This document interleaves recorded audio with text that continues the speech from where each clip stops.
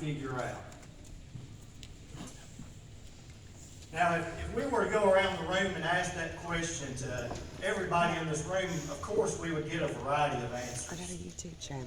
But there's one thing that studies show that we as Americans concern ourselves deeply about, and that is trying to find out the why.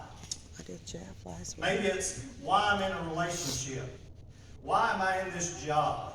What does this have to do with me? Maybe it's a simple interaction between people. Why did I have to talk to that guy at Walmart? What was the reason that I stood next to that person in line? One study I found said that 57% of Americans struggled with finding purpose or additional meaning in their life. That's up 6% over the last decade alone.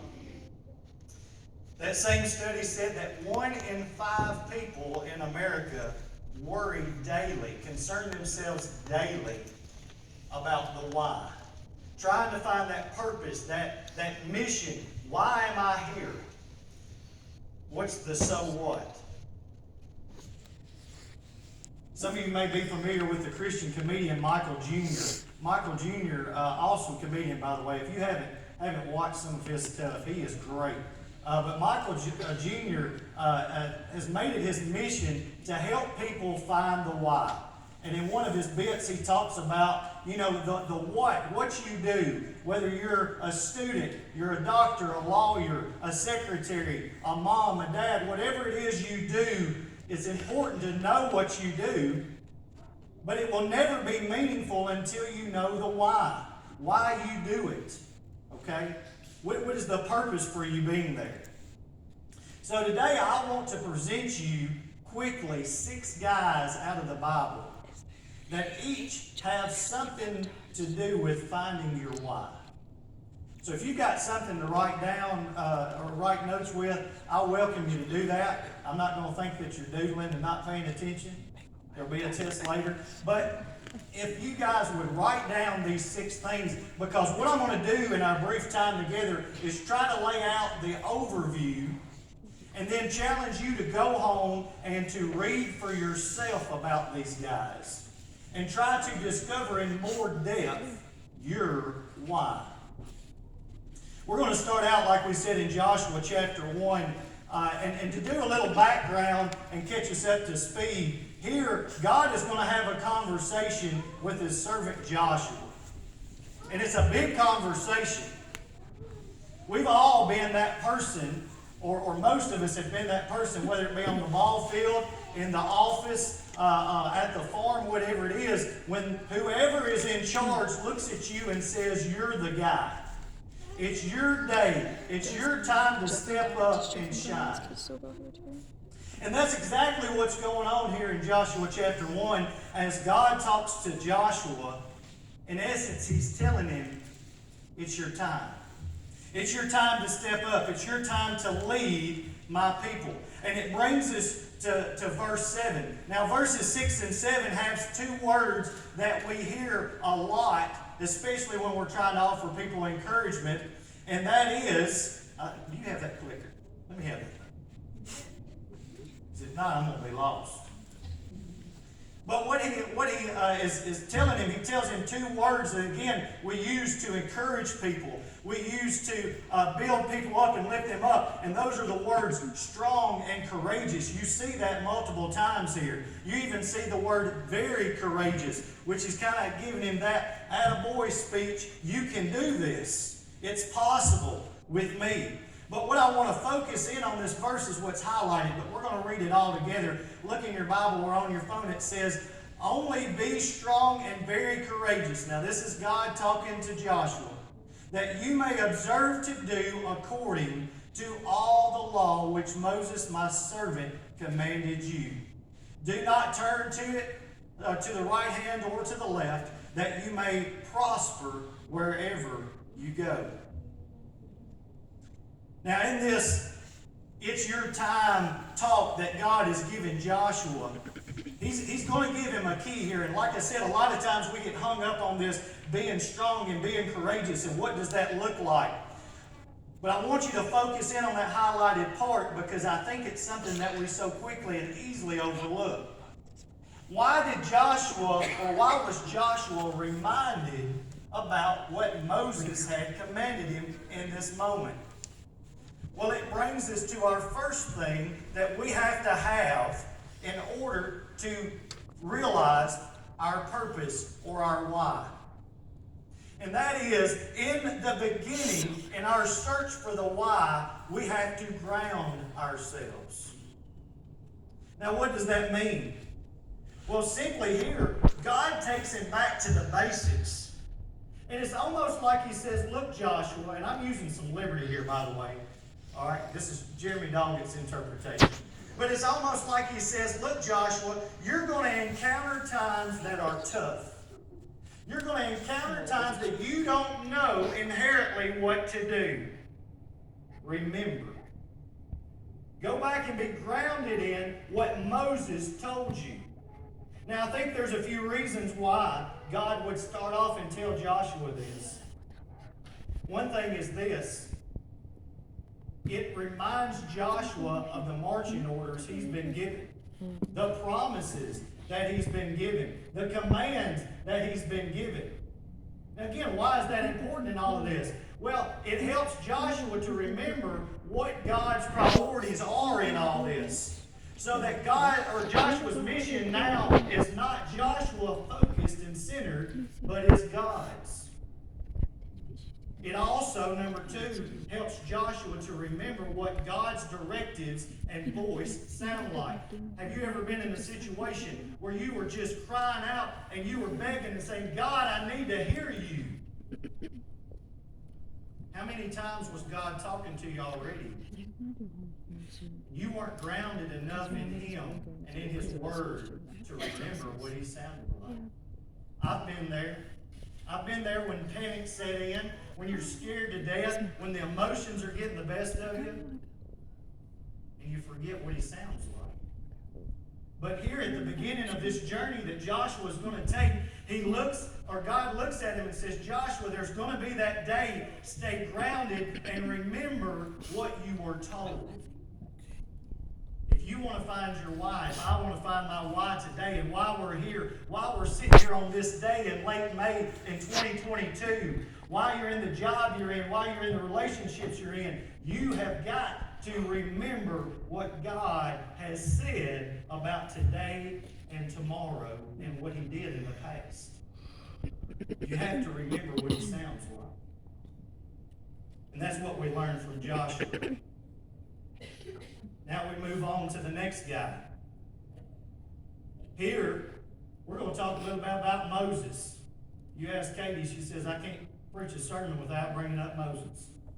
When she looked over what I was going to preach today and she saw Moses, she said, you ought to know you was going to talk about Moses. I know what that's supposed to mean.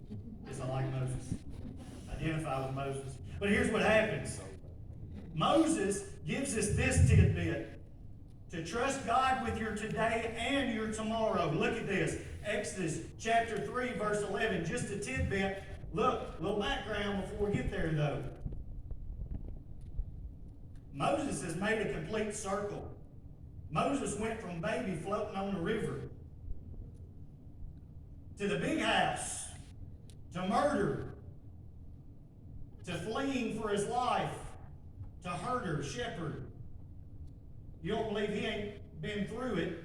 He's been tossed into the dryer and turned on the longest thing he can be turned on, and he's just sitting there flopping around, and he finds himself in the wilderness, and he finds himself with this bush that's burning up, but it's not really burning up. It's just on fire. It's not going anywhere. And God's going to speak to Moses from that burning bush. And just like with Joshua, he's going to have this speech. It's your time, big boy. You young folks, man, that makes me feel old. You aspiring youth. You're not going to get this, so just hang on. But for this that are older, you're watching baseball, you remember them saying, well, Billy Bob makes the Bell South call the bullpen. Here comes Josh Stafford in again. God makes the Bell South call to the bullpen, and it is now Moses' time to step up to the plate and to save the game for the Israelites. It's his moment. But Moses does the exact thing that Jeremy Doggett would do if he was looking at a burning bush. Except for one thing, I'd probably have wet my pants. But he looks at it, in all reality, he looks at it, and he is full of self-doubt. Look at verse 11 of chapter 3. But Moses said to God, when God says, you're the dude, you're the one that's going to do this, he says, who am I? That I should go to Pharaoh and that I should bring the children of Israel out of Egypt. Who am I? Why are you having this conversation with me? Then look on chapter 4, verse 1. Then Moses answered and said, but suppose they will not believe me or listen to my voice. Suppose they say, the Lord has not appeared to you. Again, excuses. He goes on in verse 10. Then Moses said to the Lord, oh my Lord, I am not eloquent, neither before nor since you have spoken to your servant, but I am slow to speech and slow of tongue. He's making excuses. But raise your hand if you wouldn't have done the same thing. He's making excuses because this is a big why. The stars are aligning for Moses' life. That reason why, when he was in the custody of Pharaoh and his kin, that something just didn't seem right about the children of Israel suffering. And that day when he finally laid hands on that Egyptian guard because he took up for that Hebrew. But it still didn't make sense. And now here he is in something else that doesn't make sense. And we got a bush on fire. And God's talking to him. The voice of God is talking to him. And yet, he makes excuses. Which tells us this. Moses had to learn this. And so do you and I. We have to trust God with our today and our tomorrow. Do you know what's going to happen?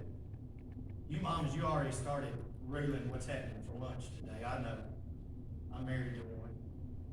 She knows that her husband's clock is going to sound when we get out of church this time, do you? But do you know what's going to happen tomorrow? What about next week? 3 o'clock, Tuesday. Anybody? You can guess. But you don't know. The thing is, though, you know somebody that does. Before God ever talked to Moses in the burning bush, he knew how many plagues it was going to take. He knew the lengths that he was going to have to go through to redeem his sinful children. He knew that. Let me ask you this question. Why is it that we will trust in a Facebook post but won't put our trust in the person that created the person that even thought of the idea for that post to exist? Mm-hmm. Why do we not put our trust in the one that knows the day, the hour, and the time you will draw your last breath? Why do we not do that? I want to offer this to you today, that until you can get to a place where you recognize the voice of God and trust in Him, it's going to be really hard to understand the why you're here.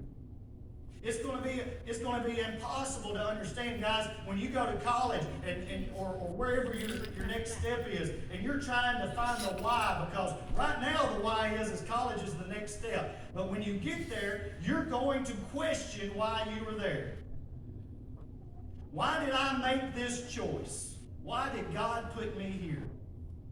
And if you're not in a place where you can trust God with the why, then you're going to be lost. You're not going to know the answers, and you're going to turn to whoever has answers. And some of those people have the wrong answers. So it's important after you ground yourself in who God is and what He sounds like and what He's telling you, that you trust that. Because He's got today and He's got tomorrow. He knew what He was calling Moses to. So we move on. Genesis chapter 12, verse 1. We're going to come into contact with a guy named Abram. Now I'm going to call you, I'm going to call him Abraham. Because how many times do you call him Abram? But at this point in his life, he's Abram. All right, but I'm going to slip up and call him Abraham. You got it. All right. But Abram is sitting here, and guess what? Similar conversation, y'all. You're the guy. Similar call. But the thing is, this comes with a catch this time. It comes with a little different twist to the marching orders. Look at verse 1. It says, "Now the Lord had said to Abram, get out of your country, from your family and from your father's house, to a land I will show you. I will make you a great nation. I will bless you, and I will make your name great. And you shall be a blessing. And I will bless those who bless you, and I will curse him who curses you. And in you all the families of the earth shall be blessed." Just think about how much trust it had to have, or Abram had to have, for him to even begin to fathom what God was telling him. But look, this brings us to the next thing. Many times in trying to find your why and discover that why, God is going to cause you to be uncomfortable. He's going to cause you to go into a situation that's uncomfortable. I'm not talking about kids walking down the sidewalk and you got a creepy white van following you. I'm not talking about that kind of uncomfortable, okay? I'm talking about He's going to cause you to go into a situation that requires you to depend on Him. And in Abram's case, He's telling him this: leave everything. Some of you have received a similar calling in your life. Leave everything. Go. Don't look back. Go. And He tells him the promise that He would give him if he would trust Him, if he would believe in Him. See, the thing is, God calls us to those uncomfortable situations. And you know, I've come to figure this out in my relationship with God, and it may not be the same for y'all. But if I'm in a situation and I feel discomfort, I know exactly who's talking. I'm sitting here in Walmart. Y'all tell I'm at Walmart line a lot, thinking, you got a lot of time to think at Walmart. So I'm sitting here, I'm thinking, why am I uncomfortable talking to this guy right here? And you know, sometimes I bite the bullet and the situation goes further and we get to talking or whatever. But there's times when I'm like, no, God, you can't use me in this situation. I turn into Moses. You can't use me. I don't care how uncomfortable you're making me, I'm not doing it. And I'm kicking and screaming. But listen, after we have figured out what God sounds like and we're reminded of His commands and promises, and after we remember to trust in Him, then He uses us by taking us away from what's comfortable. And sometimes those uncomfortable places become comfortable because we heed the calling. That land that he was headed to would become a comfortable thought at times. It had to, or he wouldn't have kept going. Let's look at the next one. I told you there's 6 of these. We're halfway through. Y'all are doing great. You're staying awake. Awesome. Next, we run into this guy, Solomon, and he finds himself in one of those, again, you're the guy situations.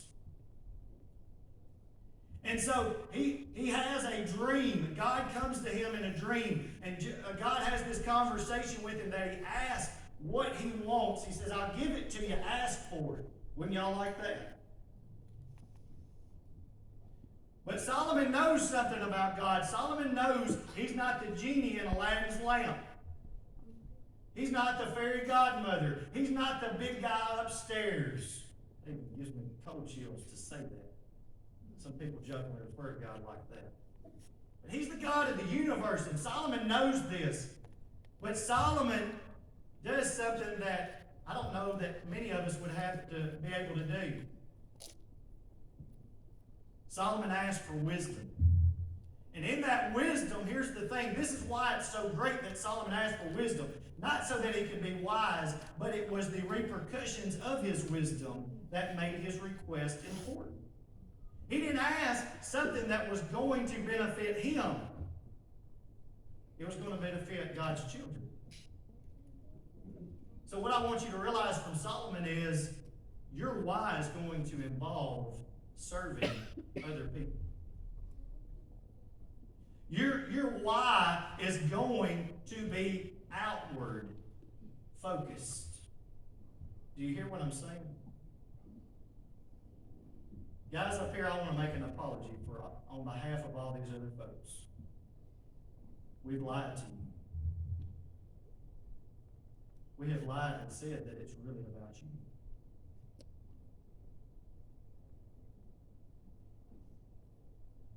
We've lied and made you think, and we were told the same lie, so we just passed it down, but it's not about you.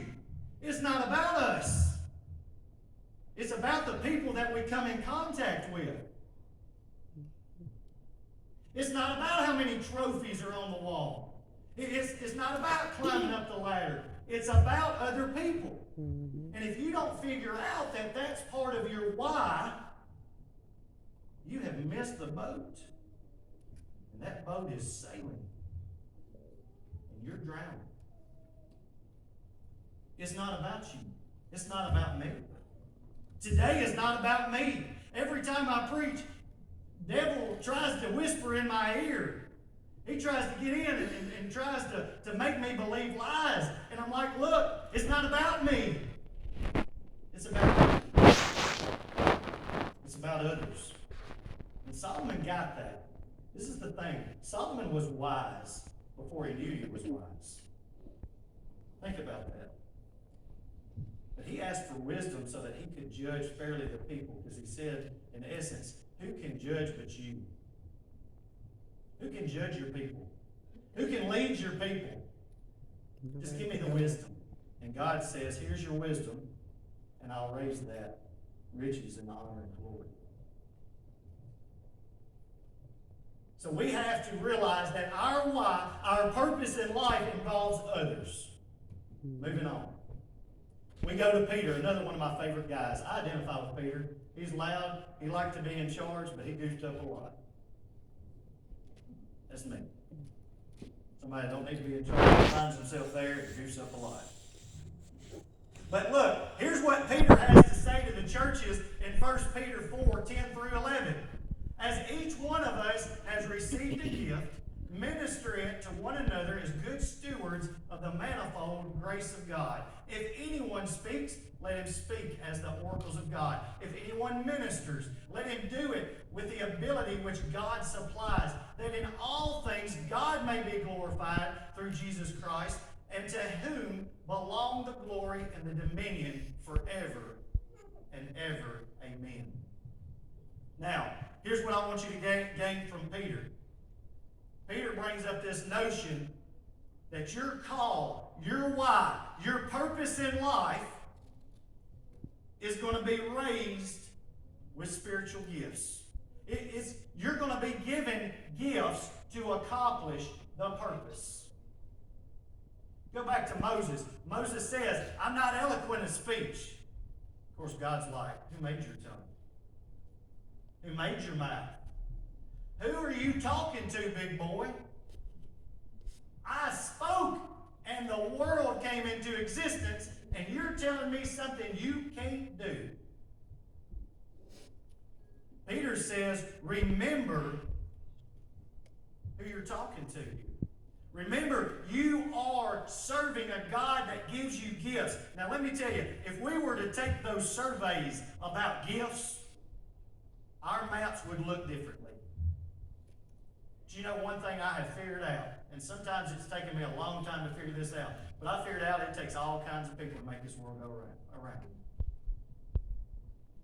If Erin Robertson was exactly like Jeremy Doggett, I would feel extremely sorry for her. But she is her because that's how God made her, and that's how God equipped her. And she's equipped with things that I don't have. Mr. Bill, you are equipped with things that at this moment I don't have. Now that's not to say God wouldn't call me in a situation to say, here you go, and vice versa. But what you got to realize, I want to hear this thing that people say, well, I can't do this. Fill in the blank. Mm-hmm. God doesn't do can't. Mm-hmm. Okay? God doesn't do can't. That's a human perspective. Peter explains that we should use those gifts, guess what? Connects to the last one, to serve others. Here we start to really get that glimpse of why you are, who you are, where you are, when you are, your why. Let's look at the last one. Paul.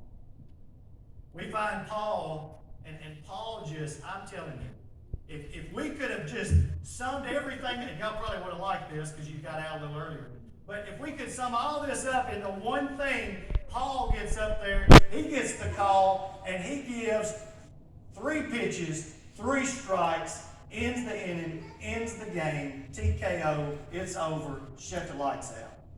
Right here in a matter of 2 verses. Let's look at this. For our light affliction, which is but for a moment, is working for us far more exceeding an eternal weight of glory. While we do not look at the things which are seen, listen to this, but at the things which are not seen. For the things which are seen are temporary, but the things which are not seen are eternal. Did you catch it? Paul says it's a perspective thing. It's how you look at it. It involves, the last one, involves employing an eternal perspective. Guys, if y'all miss anything else that this boy has said today, let me tell you this, don't miss this. You hang on to this both hands, and you fight like that meme says, like the third a monkey that's trying to enter the ark, and it's about to rain. Some of y'all got that, some of you did it later. But you fight and you hang on to this. Because listen to me, this is going to help you wherever you're at, in your darkest day, in your brightest day. It is that you have to have an eternal perspective. That means I'm not worried about how many ball games I got to go to. That means I'm not worried about what he said or she said. I'm not worried about the house and does it look good enough? Does it live up to the standards? That means I'm not trying to keep up with the Joneses. It means I'm thinking beyond that. Y'all ever met one of those people? There's some of them sitting here. Those people that at first glance you think they're weird. Let's just be honest. Because they don't think like I think. Let's just be truthful. Some people are weird. But there's something about that weirdness that draws you in. It's something about that weirdness that when they say it's going to be all right, when something's going on in your life, it's not just the Sunday school answer, but you know somehow that they're not speaking for themselves. You ever met one of those people? You may have been one of those people and didn't realize it. Paul says you have to have an eternal perspective. So listen to me. This morning, if you're like me, and we all do this, we struggle with it at some point. You're going to wonder, why am I here? And the easy answer is to go, well, God made me. You turn and smile, walk off. But inside, something's eating at you because you know it's much more than that. I'm going to tell tell you, and I'll be brutally honest, and I've taught some of your kids, but there's been times when I have sat in my office at the end of the day and I've asked the question, why? Kim Reedy, I know you've asked that question for yourself, of yourself. Maybe even me too. But why, Lord, am I still here? Other people have gone to other things. Other people are doing this or doing that. What is my why? I'm going to tell you, without fail, in that moment, I'm talking, UPS can't get it there that fast. Ain't that fast anymore, but that's a different story. No offense to Wayne. But look, without a doubt, unequivocally, somehow through the darkness, God plants a message and says, this is why. Every single time. Now, how did I know? I was fortunate enough in that moment to remember what God sounded like. To remember His voice in the time of darkness. I remembered that, just like Joshua was told, there's going to be a time when you doubt me. There's going to be a time when you don't know while you're walking around and the people are grumbling. But remember what you were told. Remember my voice. There's going to be times when you're sitting here and you're like Moses. And I'm going to tell you, I've been that guy. Every time I preach, I'm that guy. Why in the world are you putting me up there? There's got to be somebody with a message better than mine. And God says, who made your mouth? Remember who I am. We got to remember, guys, in that moment that God's going to call us to a place that's uncomfortable for us. Because if we're in a place of comfort, guess what happens? We start to look inward. We rely on ourselves. We do what Jeremy would do in this situation, not God. We apply for that job because it's more money rather than that's where God wants me to be. How many times do we make a decision based on what we want and hope God shows up later? I'm afraid we make too many like that. We've got to have that idea that what my why is, the purpose for you being here today and every day of your life is not wasted because God is calling you to something more than to suck up good air. He's not here to have bench warmers. God doesn't have a first string up here of 5 people and everybody else is warming the bench, and even though their parents support them, they're never going to play. He's not that kind of coach. Everybody's in the game. Everybody's needed. Everybody's wanted. Everybody's necessary. Guys, we got to realize that in that moment when we're questioning, why am I here? Not to look inward, because Satan will tell you this, listen to this. Satan will tell you in those moments, you don't belong. I don't even know why you're here. You're just sorry. How could God use you? Why would God choose you? That's what He's going to tell you. And if we focus in our minds, or we stay in that cell phone and try to push it away, I'm going to tell you what's going to happen. We're going to miss that boat. Because what God is telling us is look at other people. Let me tell you, if you ever get down, here's a little tidbit. Go do something to serve somebody else. You ever done that? You're just down on yourself. You're beating yourself up, whatever. But somehow you stumble upon serving somebody. Man, that's got a way of making you look outward instead of yourself. God's going to equip you. Guys, look. Everybody in here is talented. You have gifts. But don't doubt for a second that if the God of heaven wants you to lead the people out of Egypt, He can do it through you. There is nothing in this world that He cannot do.